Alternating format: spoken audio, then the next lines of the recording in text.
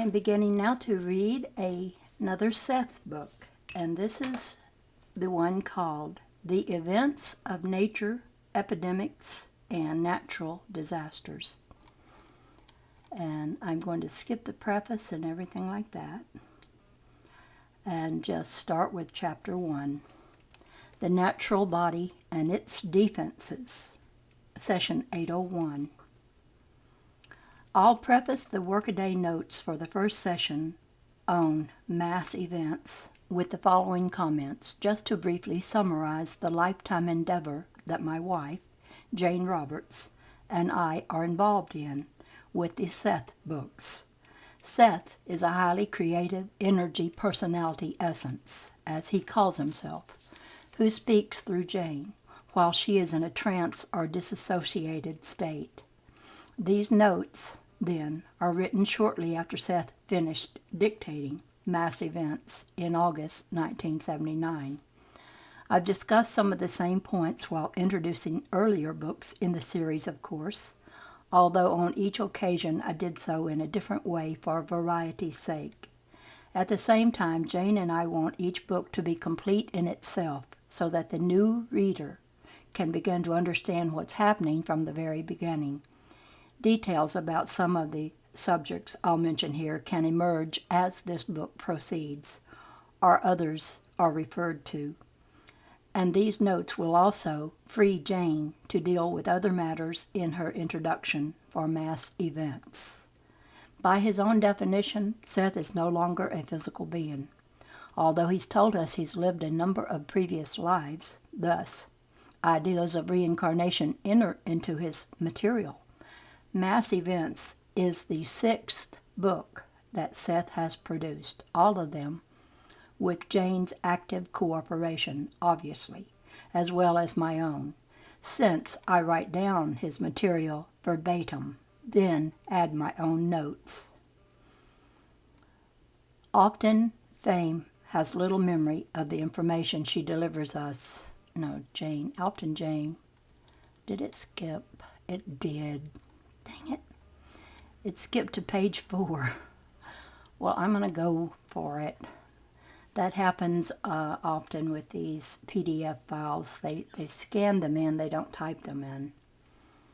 And sometimes they'll miss a page or two. But we're going to just go from here. I'm sorry I don't have this book, but I'm reading it offline. And I'm just glad to have some of it. Maybe not all of it, but we'll see if we can't get along without that first 3 pages. Seth began speaking for him in December 1963 and shows no signs of slacking her output. At times her Seth voice can be very powerful indeed, with an accent I have yet to succeed in describing. When she's really into her trance state, her blue-gray eyes become much darker, much more luminous and penetrating. Seth calls Jane, Rupert, and me, Joseph. According to him, these entity names mean only that in our present lives, we identify more with the male aspects of our entities, our whole selves, which in themselves are neither male or female, but contain in them a number of other selves of both sexes, to whom we've related, are a part of, reincarnationally and otherwise. We usually hold 2 sessions or meetings with Seth each week, totaling 3 or 4 hours, but we think that actually Seth could talk 24 hours a day for the rest of our lives and still not cover all of the material he's capable of tuning us into. He's capable of tuning in for us. The only trouble is that Jane and I wouldn't last long. That astonishing creativity and energy in the sessions beckon us on constantly, then, regardless of what we think about Seth's reality or non-reality, and even regardless of what he tells us about himself. Yet, even producing the Seth books, along with a great amount of unpublished Seth material, doesn't call upon all of Jane's abilities, for she's also written 10 books on her own. These include works of poetry, fiction, and psychic matters, as experienced from her own conscious viewpoint. She has several more books in progress. It's safe to note, however, that now all of her work bears upon that unique, still growing view of consciousness expressed by Seth and herself, and so does mine. That's saying a lot, really. We do intend to spend the rest of our lives studying the ramifications of that unique, still growing view of consciousness.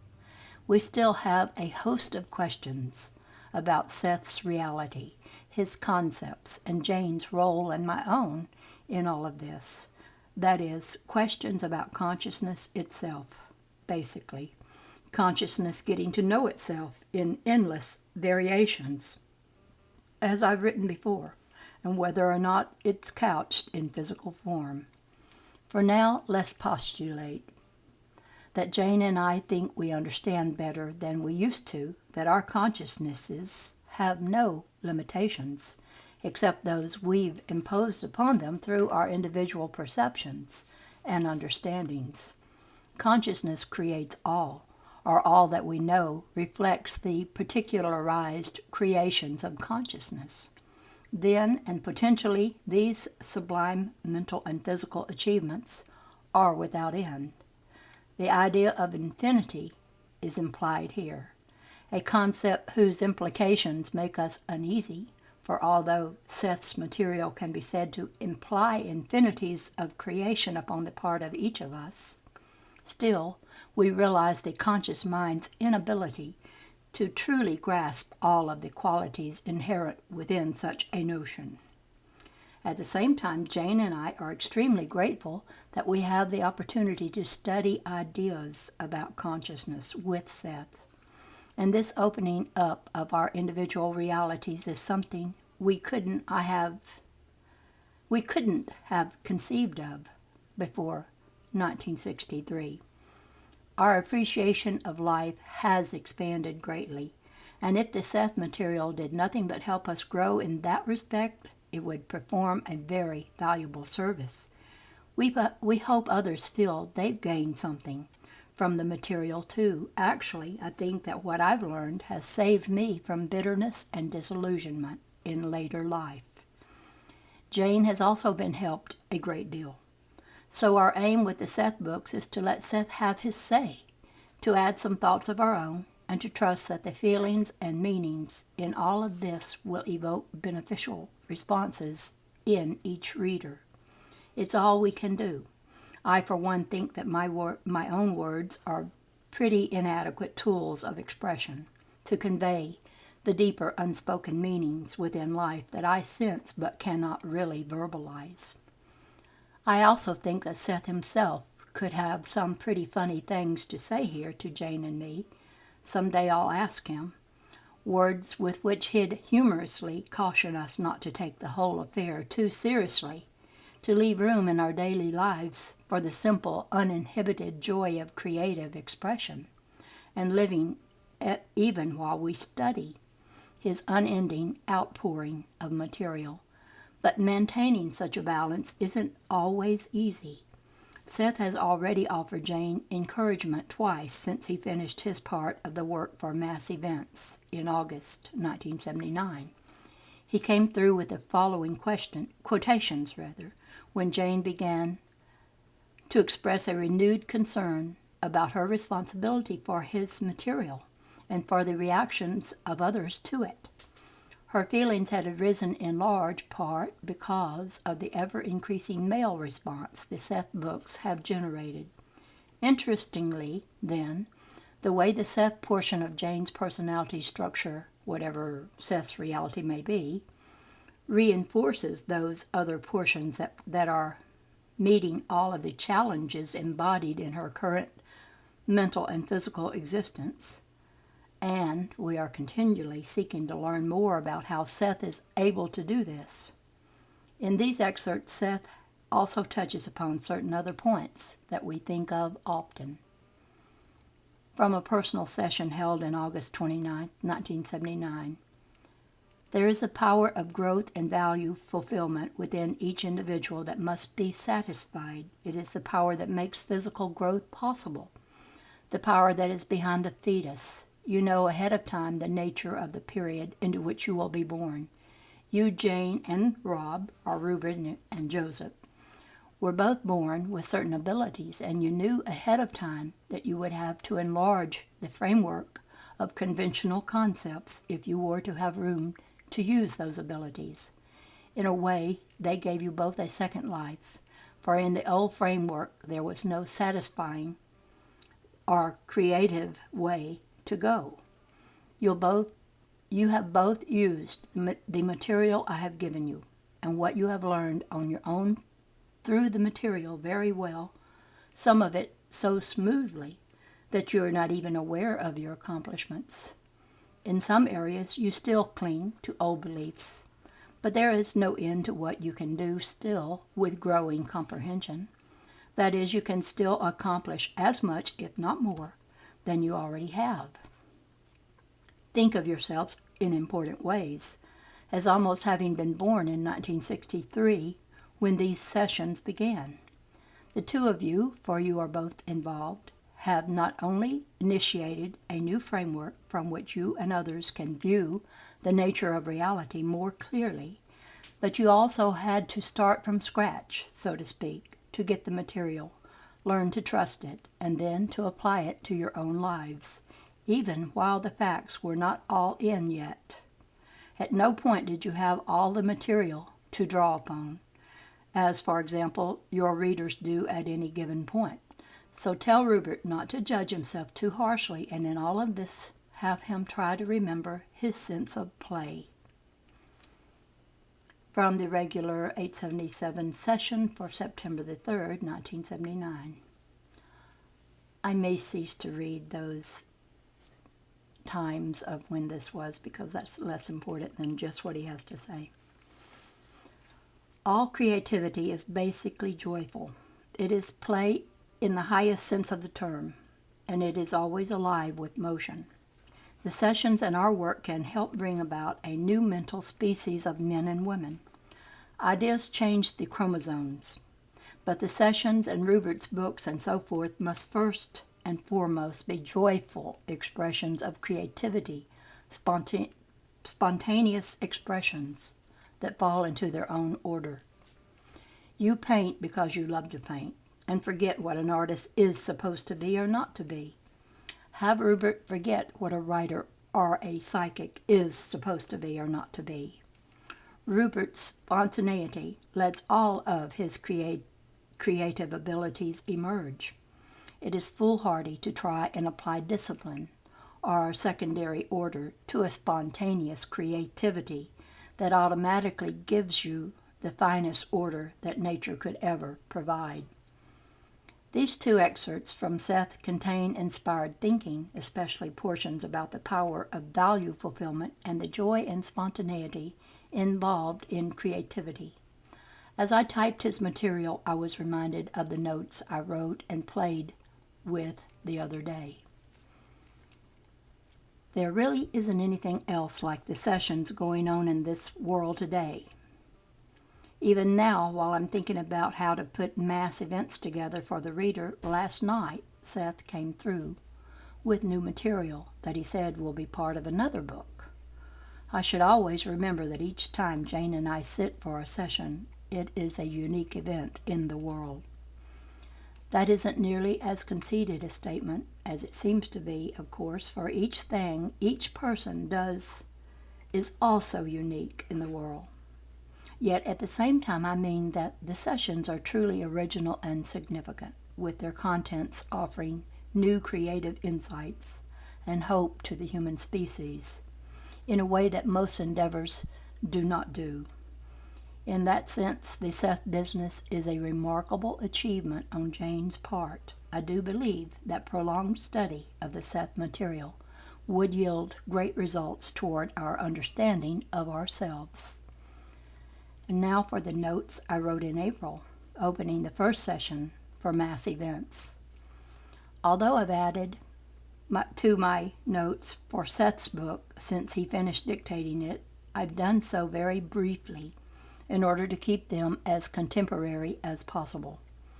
One might say that mass events had its origins 2 Seth books ago, way back in Volume 1 of Unknown Realities, which Seth finished dictating in June 1974. At 10:14 in the 697th session for that work, he made this statement: I will have more to say concerning illnesses, epidemics, and mass disorders in this book. It wasn't until I was checking the page or printer's proofs for Volume 1 last week that I realized Seth hadn't followed through on his promise. I'd also forgotten to remind him to do so. I asked Jane if Seth could devote the next session to that subject matter so that I could insert it in Volume 2 of Unknown Reality as a note or an appendix, since I had plenty of work to do yet for that second volume.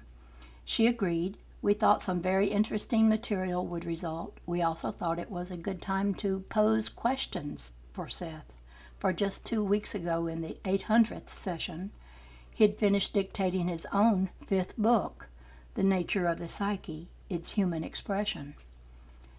We gave up our regularly scheduled sessions last week and spent a great deal of time correcting the proofs for Volume 1 of Unknown. In fact, I didn't finish my part of the job until midnight Sunday. Then early this morning I mailed the whole thing to Tern Mossman, Jane's editor in Prentice Hall. By now both of us were bleary from all of those days and nights of concentrated labor, but still we wanted to hold the session. I sat opposite Jane in our quiet, softly lit living room, working on these notes while I waited for her to take off her glasses and go easily into trance. I felt a familiar sense of anticipation as I thought of recording the excellent session to come, and that's when Seth surprised us. Now, good evening. Good evening, Seth. You cannot begin to understand the nature of mass events of any kind unless you consider the even greater framework in which they have their existence. A person's private experience happens in the context of his psychological and biological status, and basically cannot be separated from his religious and philosophical beliefs and sentiments, and his cultural environment and political framework. Our young tiger cat, Billy, had been sleeping on a nearby chair. Now he woke up, stretched, jumped down, and walked over to Jane as she spoke for Seth. Billy crouched to jump up in her lap. I picked him up and headed for the cellar door. Jane remained in trance. Sweet creatures are difficult to find. Yes, I said to Seth over my shoulder. In a recent session, Seth had remarked that Billy was a sweet creature, and he is. I put him in the cellar where he sleeps each night. All of the issues form together to make a trellis of behavior. This is Seth again. Thorns or roses may grow therein.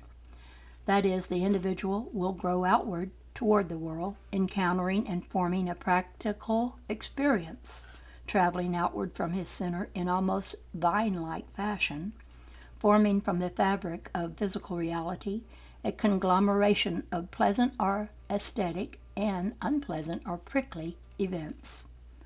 The vine of experience in this analogy is formed in quite a natural fashion from psychic elements that are as necessary to psychological experience as sun, air, and water are to plants. I do not want to get too entwined in this analogy, however, but as the individual's personal experience must be seen in the light of all of these issues, so mass events cannot be understood unless they are considered in a far greater context than usual. The question of epidemics, for example, cannot be answered from a biological standpoint alone.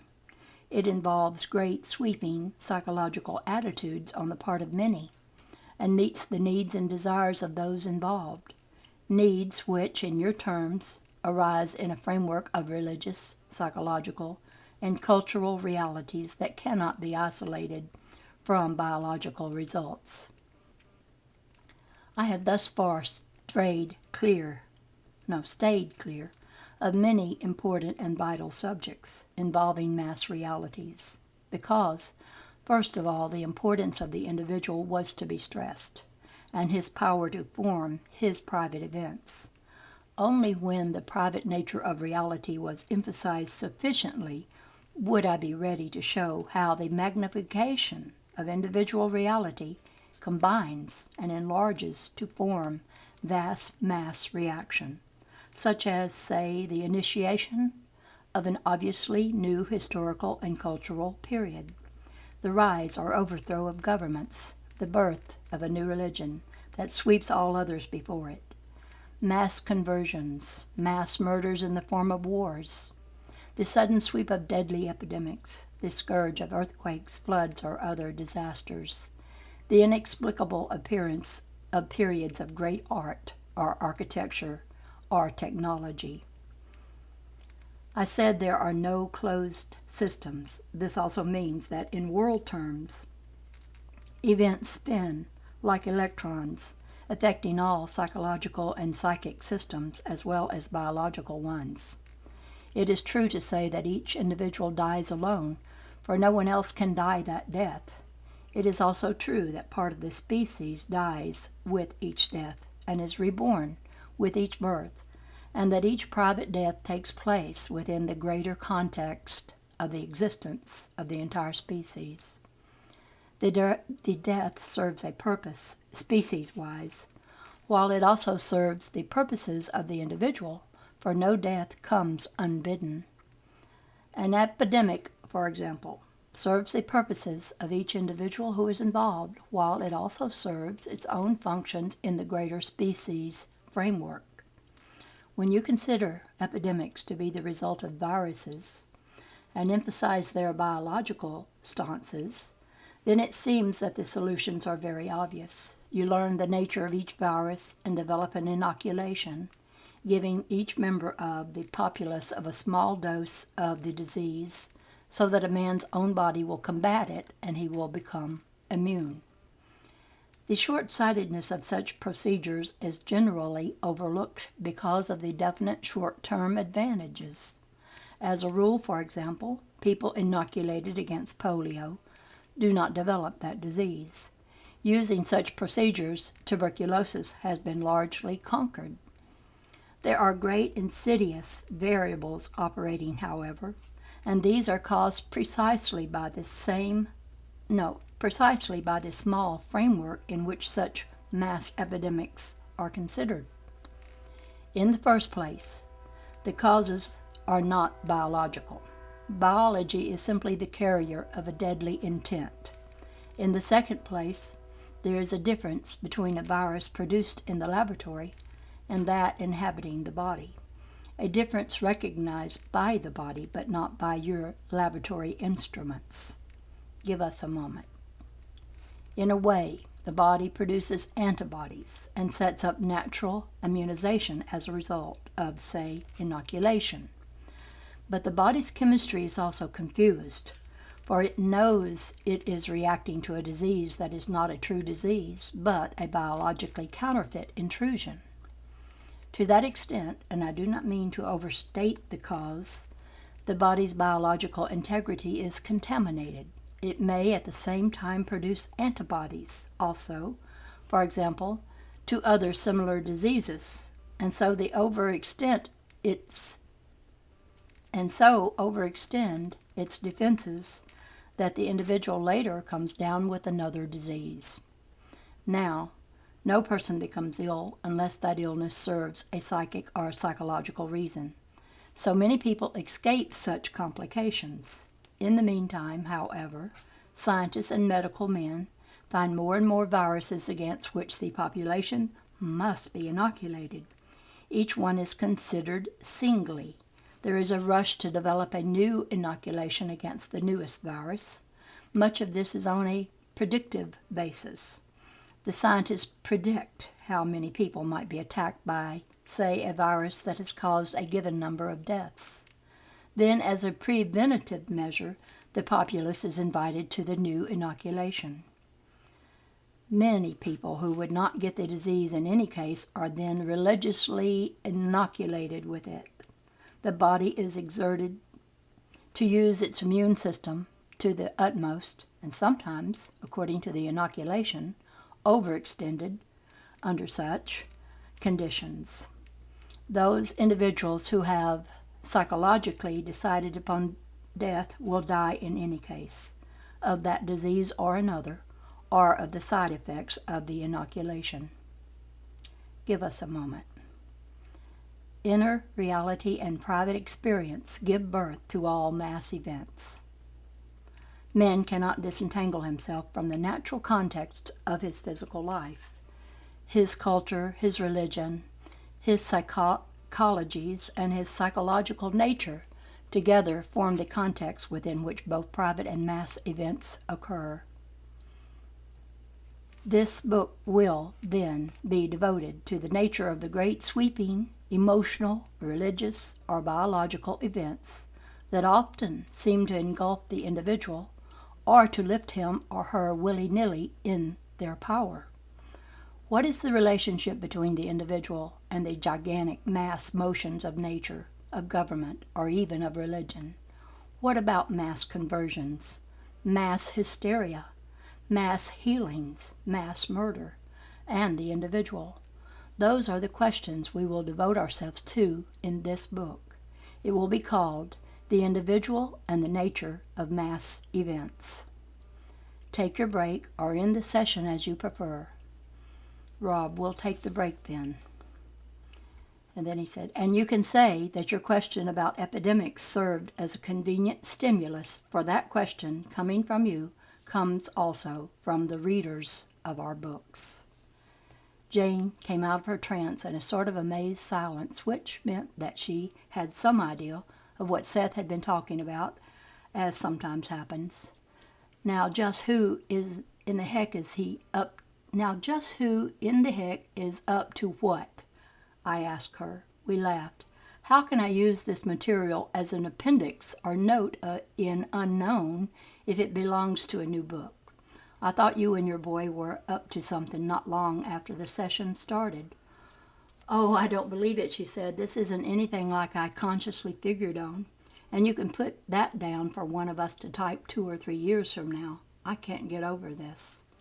Jane had started doing some typing on the final manuscript for Seth's The Nature of the Psyche, Its Human Expression. A couple of days ago, she was also working on her own The After-Death Journal of an American Philosopher, The Worldview of William James.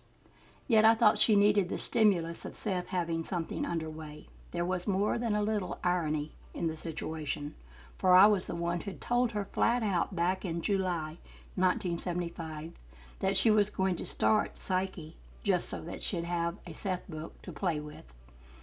I'd also wanted to see what she and Seth would come up with on demand. But this time Seth fooled me and started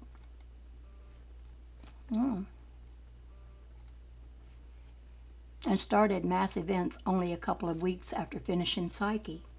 I was all for it, though. I told Jane enthusiastically it's always a pleasure to work on a Seth book, to explore with him his unique view of reality and to try to put at least a few of his ideas to use in our everyday practical world.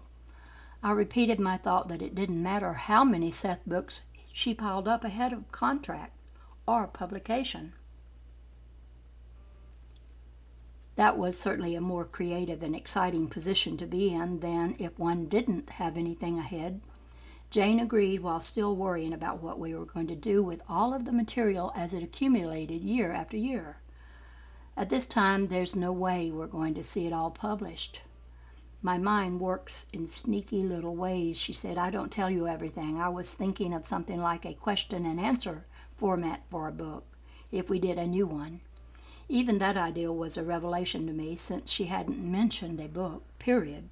Seth returned briefly as we talked. We have begun Part 1 to be called The Events of Nature, Epidemics, and Natural Disasters. Chapter 1, The Natural Body and Its Defenses. But I was really surprised I had no idea of this tonight, Jane said, as soon as she was Jane again, thereupon emphasizing anew some of our endless questions about the Seth phenomena. What portion of her personality or entity, whether that portion might be called a Seth or whatever, had been busy planning, organizing this new endeavor? And how could such a creative process take place without her having at least some conscious intimidations of it? What were the limits of human accomplishment? We had something to eat while we talked about the new book. I read Jane the title for it several times. She didn't seem to be very taken with it. I don't know whether I'm going on with the session or not, she finally said. I'm just waiting.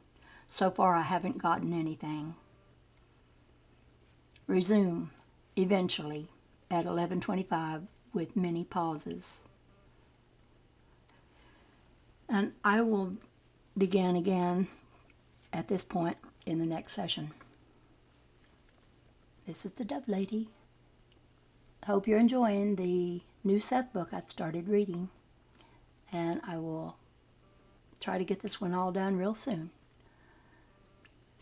Bye-bye for now.